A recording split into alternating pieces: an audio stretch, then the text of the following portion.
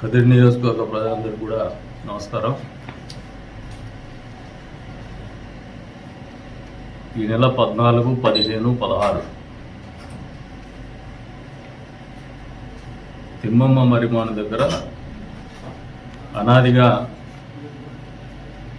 శివరాత్రి పండగ సందర్భంగా 3 రోజుల పాటు జరిగేటువంటి ఉత్సవాలు ఈ ప్రాంత వాసులందరికీ కూడా తెలిసినటువంటి విషయం. ఎన్నికల ముందు యువగలం కార్యక్రమం సందర్భంగా లోకేష్ బాబు గారు ఈ ప్రాంతానికి వచ్చినప్పుడు ఒక టూరిజం సర్క్యూట్ ఇక్కడ ఏర్పాటు చేస్తామని చెప్పేసి మాట ఇవ్వడం జరిగింది. అందులో భాగంగా పెద్దెల్లంపల్లి దగ్గర 600 కిలోమీటర్ స్టోన్ పైలాన్ కూడా నిర్మించడం కూడా జరిగింది. ఒక నాయకుడు అంటే మా పార్టీ తరఫున వచ్చినటువంటి నాయకుడు ఇచ్చినటువంటి మాట అంటే మేమందరం ఇచ్చినట్టే. మాట నిలబెట్టుకోవాల్సినటువంటి బాధ్యత ఆ పార్టీ తరపున ఎన్నికైనటువంటి ప్రజాప్రతినిధిగా నా మీద నిరంతరం ఉంటుంది. అందులో భాగంగానే నరసింహస్వామి వారి బ్రహ్మోత్సవాలు కావచ్చు, మొన్న జరిగినటువంటి యోగి వేమన గారి జయంతి ఉత్సవాలు రాష్ట్ర పండుగ కింద ఆచరించడం కావచ్చు, కటార్పల్లో ఈ రోజున జరగబోయేటువంటి మహాశివరాత్రి ఉత్సవాలు తిమ్మమ్మ మరిమాన్ దగ్గర జరిగేటువంటి ఉత్సవాలు కావచ్చు, ఈ ప్రాంత అభివృద్ధికి, ఈ ప్రాంతంలో టూరిజం పెంపొందించుకోవడానికి ఉపయోగించుకోవాలనే ఆలోచనతోనే ఈ ఉత్సవాల్ని బ్రహ్మాండంగా నిర్వహించాలనే ఆలోచనతో ముందుకు వచ్చినాం. ఈషా ఫౌండేషన్ వారి సౌజన్యంతో కొన్ని కార్యక్రమాల రూపకల్పన కూడా చేయడం జరిగింది.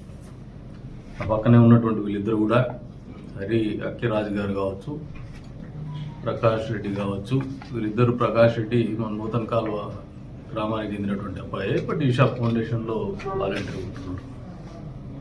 వీళ్ళిద్దరూ ఈషా ఫౌండేషన్ నుంచి రిప్రజెంట్ చేయడం జరుగుతుంది. ఈ కార్యక్రమాల్ని నిర్వహించుకునేటువంటి విధిలో భాగంగా వారు కూడా 15వ తారీఖున వాళ్ళ కార్యక్రమాలు ఉన్నాయి.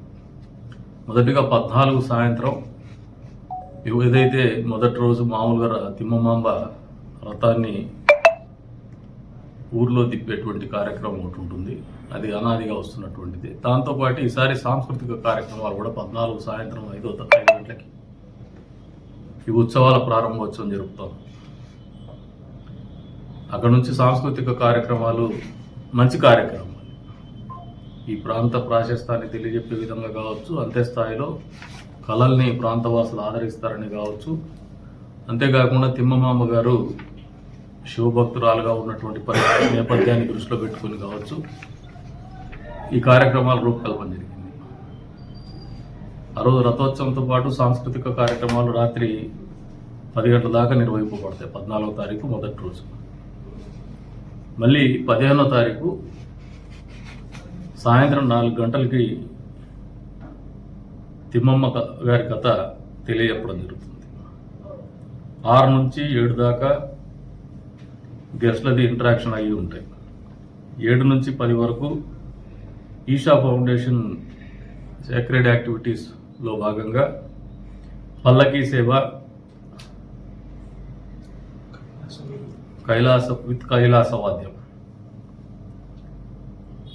ఆదియోగి శివగారి ఊరేగింపు ఉంటుంది. మళ్ళీ ఇన్ కంటిన్యూషన్ విత్ ద శివాంగ స్ఫూర్తి, ఇది ఒక ఆధ్యాత్మిక కార్యక్రమం ఈ శివాంగ స్ఫూర్తి అని. తర్వాత బిల్వపత్రాలని సమర్పించేటువంటి కార్యక్రమం ఉంటుంది 10:30 దాకా. 10:30కు మళ్ళీ రుద్రాక్ష ప్రసాదము ఇవ్వడం జరుగుతుంది వచ్చినటువంటి భక్తాదులకు. తదుపరి 10:30 నుంచి ఉదయం 4 దాకా శ్రీ కాళహస్తీశ్వర స్వామి సన్నిధిలో పనిచేస్తున్నటువంటి పూజారుల ద్వారా రుద్రాభిషేకం కార్యక్రమం ఉంటుంది ఉదయం 4 గంటల వరకు. మళ్ళీ 16వ తారీఖు ముగింపు కార్యక్రమాలు సాయంత్రము 5:30 నుంచి 6:30 వరకు. మోడర్న్ ఇన్స్ట్రుమెంటల్ పర్ఫార్మెన్స్ ఎలక్ట్రానిక్ టేబుల్తో ఉంటుంది. 6:30 నుంచి 8 దాకా పేరిణి నృత్యం అని చెప్పేసి అది చాలా పురాతనమైనటువంటి శివతాండవం దృశ్య రూపకల్పన ఉంటుంది. 8 నుంచి 8:30 వరకు ముగింపు సభ ఉంటుంది. 8:30 నుంచి స్పిరిచువల్ కథ, మళ్ళీ తిమ్మమాంబ గారి కథ చెప్పే కార్యక్రమం ఉంటుంది. ఈసారి ఉత్సవాల్ని ఏదో తూతూ మంత్రంగా కాకుండా భవిష్యత్తులో ఈ ఉత్సవాలు మనం ఏదైతే బ్రహ్మోత్సవాలు నిర్వహించుకుంటున్నాం, ఆ బ్రహ్మోత్సవాలు అనేది దాదాపు మన పక్క రాష్ట్రాల్లో కూడా చాలా ప్రాశస్త్యం పొందినటువంటి పరిస్థితి, లక్షలాదిగా భక్తాదులు వచ్చేటువంటి పరిస్థితి తీసుకోగలిగినాం. ఇంకా పెంచుకుంటాం, అక్కడికే సంతృప్తి చెందలే. అంతే స్థాయిలో తిమ్మమాంబ ఉత్సవాలు కూడా పెద్ద స్థాయిలో భవిష్యత్తులో నిర్వహించే దిశగా మన అడుగులు పడాలని చెప్పేసి నియోజకవర్గంలో ఉన్నటువంటి ప్రతి కుటుంబానికి తెలియజేస్తాం. ఈ కార్యక్రమాలు అనేది ఈ ప్రాంతంలో ఒక టుగెదర్నెస్, మనమంతా ఒకటనే భావన, ఈ ప్రాంతంలో మనం అందరూ కలిసిపోవాలనే భావన, అంతేకాకుండా ఆలోచన విధానంలో మార్పు, ఈ ప్రాంత నాగరికతలో మార్పు, తద్వారా పక్క రాష్ట్రాల వాళ్ళు కూడా కేవలం నరసింహస్వామి గుడికే పరిమితం కాకుండా వచ్చే రోజుల్లో యోగ వేమన సమాధిని సందర్శించుకొని తిమ్మమ్మ మరిమాన్ని కూడా పెద్ద ఎత్తున సందర్శించుకునే విధంగానే ముందుకు పోయేటువంటి పరిస్థితులు మనం అందరం కలిసి కల్పించుకుందామని చెప్పేసి మీకు అందరికీ పిలుపునిస్తాం. ఈ కార్యక్రమాల తర్వాత ఏదో ఆగిపోం. అక్కడికి తిమ్మమ్మ మరిమాన్ దగ్గర ఈషా ఫౌండేషన్ వారిని కూడా రిపీటెడ్గా నేనే రిక్వెస్ట్ చేస్తాను, ఫర్దర్ మీకు పీపీపీ మోడల్లో సర్టన్ ప్రాజెక్ట్స్ కూడా చేయమని చెప్పేసి వారు కూడా ముందుకు వచ్చేసి అక్కడ ఆదియోగి గారి విగ్రహాన్ని నెలకొల్పుతామని చెప్పుకున్నారు. ఇంకా 21 ఫీట్ స్టాచ్యూ అంటే నేనే ఇన్సిస్ట్ చేస్తాను, 200 అడుగుల ఎత్తైనటువంటి ఆదియోగి గారి విగ్రహాన్ని కూడా అక్కడ రూపకల్పన చేయాలని. వారితో పాటు ఫారెస్ట్ డిపార్ట్మెంట్తో ప్రభుత్వం తరఫున కూడా అక్కడ ఒక బొటానికల్ గార్డెన్ రూపకల్పన జరపాలని చూస్తున్నాం. అంతేకాకుండా ఒక డీర్ పార్కు, ఏదో చిన్న స్థాయిలో 4 దిక్కులు ఎట్లా కాకుండా పెద్ద స్థాయిలో ఒక environmental tourism, eco tourism develop చేసే విధంగానే డియర్ పార్కు, అదే రకంగా పీకాక్ పార్కు, ఇంకా కొన్ని మ్యూజియంస్ కూడా పెట్టాలనే ఆలోచనతో ఉన్నాము. వచ్చే రోజులు తుది రూపు కూడా వస్తుందని చెప్పేసి కూడా ఈ సందర్భంగా తెలియజేస్తాను. ప్రభుత్వం నుంచి కూడా మనము ప్రోత్సాహకాలు రావాలంటే మనలో ఫస్ట్ ప్రోత్సహించే పరిస్థితులు స్థానికంగా ఉన్నటువంటి మన బాధ్యత అని చెప్పేసి మీరందరూ అర్థం చేసుకుంటారని చెప్పేసి కూడా కోరుతా ఉంటాను. అందుకే చెప్తున్నా, ఇది మన ఇంట్లో కార్యక్రమం అనుకోండి, ఇది ఒక గ్రామోత్సవం. ఏ ఒక కులానికో, ఏ ఒక మతానికో, ఏ ఒక పార్టీకో సంబంధించినటువంటి కార్యక్రమం కాదు.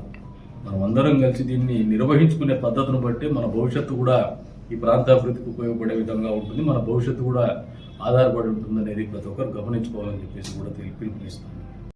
ఇంటికి వచ్చి పిలవలేకపోతుంది, కానీ ఇదే పిలుపు ప్రతి ఇంటికి ప్రతి తలుపు తట్టి పిలిచినట్టే మీరు భావించి ఈ కార్యక్రమంలో ఎప్పుడో చోట మీకు వీలున్నటువంటి చోట వచ్చి కుటుంబ సమేతంగా రమ్మని చెప్పి పిలుపునిస్తాం. అంతేకాకుండా పరాయి ప్రాంతాలకు ఉద్యోగ రీత్యా కావచ్చు, వ్యాపార రీత్యా పోయినటువంటి కుటుంబాలు కూడా ఆ 3 రోజుల్లో ఏదో ఒక రోజున మీరు వచ్చేసి సందర్శించుకొని ఆ ప్రాంతాన్ని సందర్శించి మీ వంతు భాగస్వామి, మీ నుంచి ఆశించేది ఏమీ లేదు.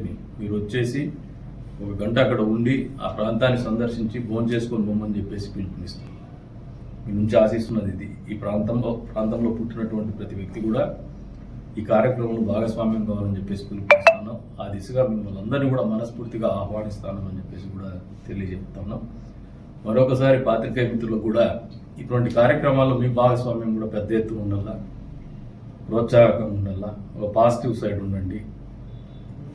ఎవరికి వ్యక్తిగత లాభాపేక్షలు లేవు, దీంట్లో రాజకీయ లాభాపేక్ష కానీ వ్యక్తిగత లాభాపేక్ష కానీ లేవు. It is in the interest of the place.